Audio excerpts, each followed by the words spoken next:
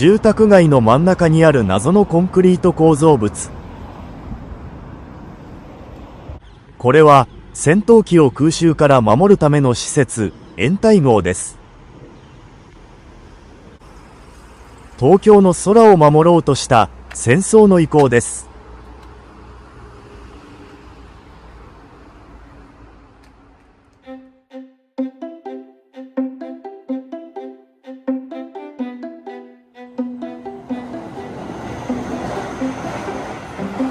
最寄り駅は東京・府中市にある京王線武蔵野台駅。生活感あふれる通りを抜け徒歩およそ10分ほどで住宅街の中にコンクリートの塊が姿を現します。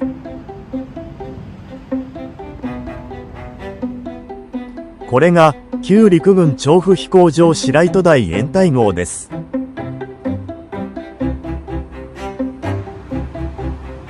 厚さ40センチ以上のコンクリートで覆われ、高さはおよそ4メートル、奥行きと幅は12メートル以上。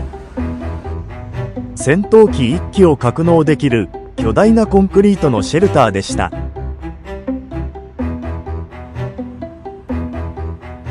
ここには陸軍の3式戦闘機、飛燕などが収められていました。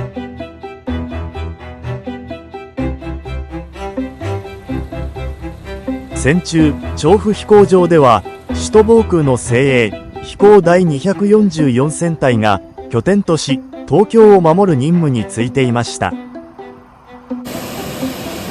調布飛行場は都心からわずか20キロ。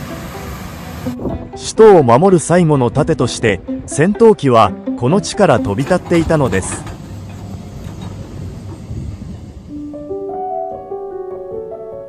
1944年のサイパン陥落後、B29 による本土への空襲が本格化。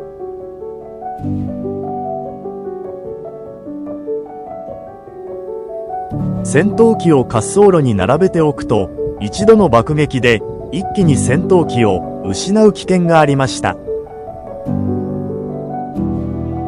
そして終戦が近づくにつれて燃料や戦闘機は不足。戦闘機を常に飛ばせるわけではなく、いざという時に備えて待機させる必要がありました。当時、調布飛行場周辺にはコンクリート製の掩体壕がおよそ30基、土と竹で作られた掩体壕がおよそ30基と、計60基以上の掩体壕が存在していました。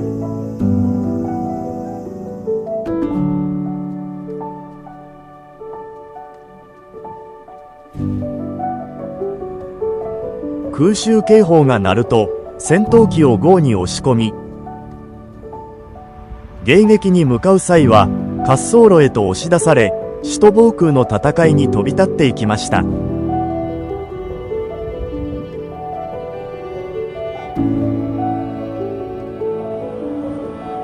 そうした緊迫した光景がこの掩体壕の中で繰り広げられていたのです。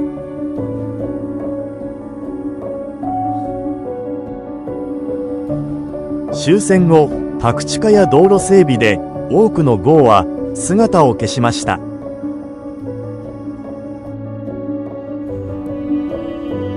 しかし農地の中に残るなどした壕は解体に費用がかかり、工作には支障がなかったためそのまま残されたのです。今残る壕は偶然と地域の人々の保存運動の積み重ねによるものです。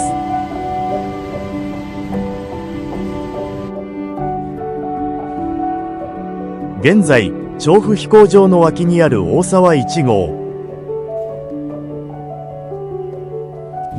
大沢2号の掩体壕は保存され、当時の姿を今に伝えています。また住宅地にも数基が現存しています。首都防空の最前線を担った戦闘機の隠れ家。戦後80年以上の時が経った今も、日常のすぐ隣で平和の尊さを静かに語り続けています。